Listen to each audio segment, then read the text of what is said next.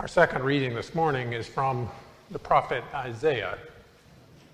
It's not certain the circumstances of this reading, although some scholars suspect it is actually from the coronation of Hezekiah as king of Israel, with the son being born referring to the king being crowned and becoming Son of God. But in the days after Isaiah, after Israel still needed saving, this prophecy was held on to by Israel as they awaited a truly new king, Messiah, who would save. Listen for the words of the prophet, that we might hear the words of God. The people who walked in darkness have seen a great light. Those who lived in a land of deep darkness, on them light has shined.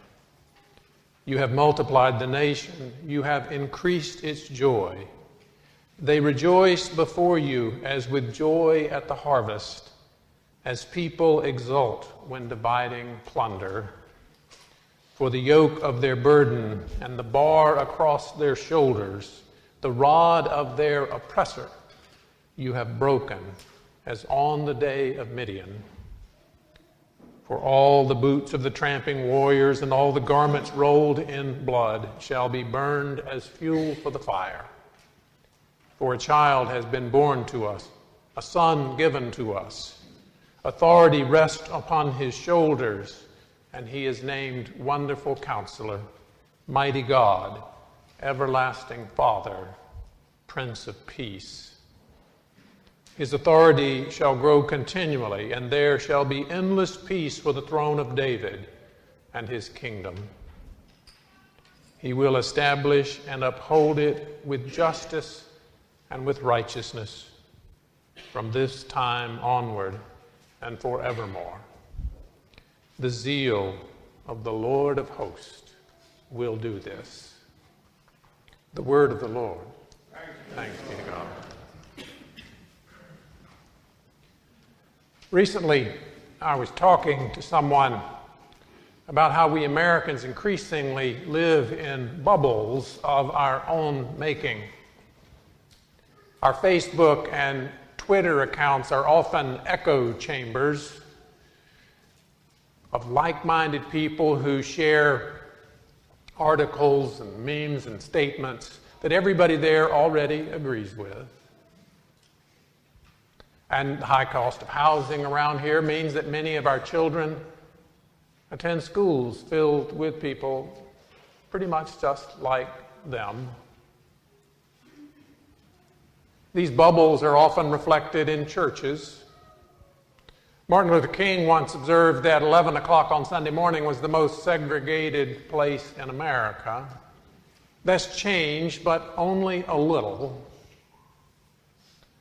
And in the identity-driven politics of our day, churches are increasingly segregated by where their members fall on the political spectrum. Yet one more echo chamber. And we tend to be financially homogeneous in our congregations. Even churches that do a great deal of social justice work and advocate for the poor often have no poor members. They just don't really fit in the church's bubble. Many of us spend most of our time inside an affluent, privileged bubble. Oh, we're in contact with people from outside the bubble, but it tends to be sporadic and towards the edge of our lives. We can volunteer, come on a Wednesday to welcome table, and spend part of an afternoon with people from a different world.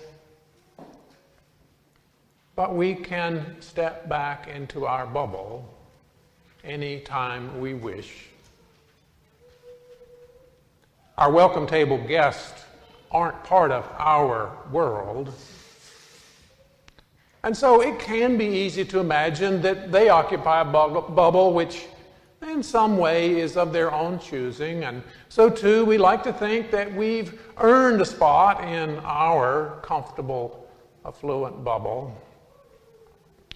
Our bubble that sometimes insulates us and makes it hard to see those outside of it.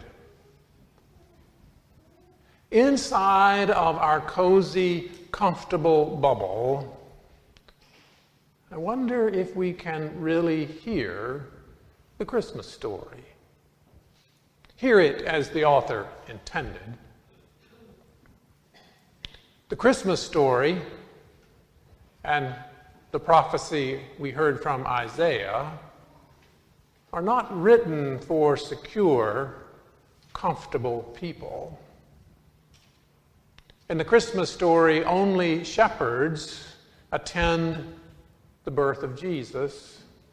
If these shepherds lived in our day, they would occupy a very different bubble from ours. Some of us would likely joke about their being from West Virginia or living in a double wide. They would probably like hunting, love their guns, and think of us as snobby elites.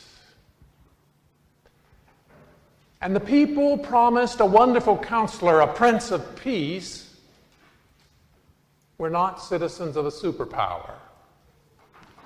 Instead, they were part of a tiny nation, harassed and threatened by the larger powers around them.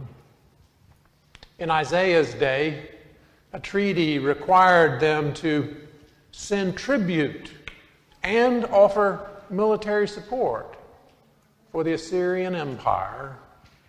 And on those occasions, when they tried to assert some independence, retribution was swift. At one point, Assyria laid waste to much of Judah. In many ways, Judah was like a small Latin American country in the mid-20th century, experiencing the tramping boots of American Marines anytime they decided not to toe the line to do the bidding of the U.S. And the prophecy that all the boots of the tramping warriors and all their garments rolled in blood will be burned as fuel for the fire was a promise that they would no longer be kicked around and abused by the larger, wealthier, more powerful nations. African Americans, especially those who lived in the time of slavery or Jim Crow, probably heard this prophecy from Isaiah and the Christmas story differently than we do in our bubble. You can sometimes hear that in the words of African American spirituals, although we're not above domesticating those spirituals when we appropriate them for use inside our bubble. How many of you ever sang Kumbaya? Yeah, the song was popularized during the folk music revival of the 1950s and 60s, and in the process acquired something of a group hug vibe. A Kumbaya moment describes a time when everyone comes together and is in harmony. But the original song spoke of nothing of the sort. It was a cry of distress, a plea for God to help. It originally didn't have set words. It could be adapted to different situations. The constant was the chorus, a cry for God to come by here. Someone's hurting, Lord, kumbaya. Someone's in trouble, Lord, kumbaya. Someone's starving, Lord. Kumbaya. People are oppressed and exploited, Lord. Rouse yourself and come down. Kumbaya. Our prophecy from Isaiah and the Christmas story are originally addressed to those who long for God to come and to save. They are a promise that God will stir, that God will lift up the poor and oppressed. God will come to save the weak. God will come to rescue those in despair. They are promises made to people far removed from our comfortable bubble. And I wonder if we are not likely to misappropriate these stories if we, in much the way that we do Kumbaya, if we do not learn to hear them as they are heard by those who are hurting, broken, despairing, those who are poor and hungry. I assume that most of you are familiar with Charles Dickens' A Christmas Carol. If you've never read it, you've surely seen some film or even cartoon adaptation of it. Scrooge lives in his own bubble, oblivious to everything but money and profit, insulated by his privilege. He cannot see the plight of his employee, Bob Cratchit, and his family. They are invisible to him. I saw a Facebook post the other day that said, "A Christmas Carol is the heartwarming tale of how rich people must be supernaturally terrorized into sharing."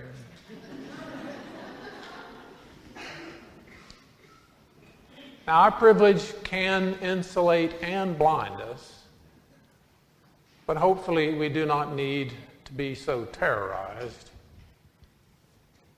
I do wonder, though, if some of our political leaders might not do well to have a visit from the ghost of Christmas present, past, and future. Perhaps then they would do things like renew CHIP, the Children's Health Insurance Program. But if we don't need a paranormal threatening,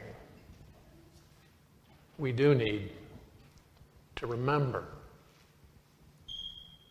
that the Christmas story, the prophecy of Isaiah, is not originally intended for people like us. And we need to do all that we can to identify with those for whom it is intended, for the weak and the broken and the powerless and the poor and the defeated and the frightened, for whom these words are given as a promise of hope.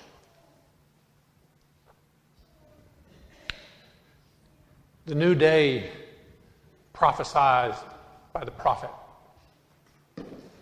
the new day that Jesus says he comes to fulfill, will be, says Isaiah, upheld with justice and righteousness.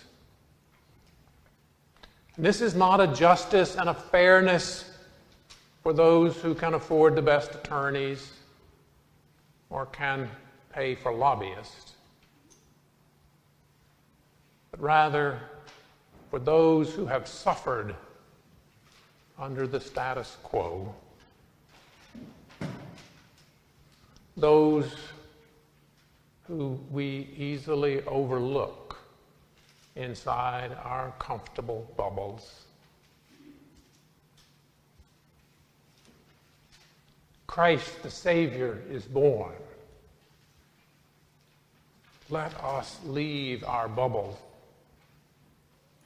and be found among those for whom he comes. All praise and glory to the God who takes flesh and comes to save.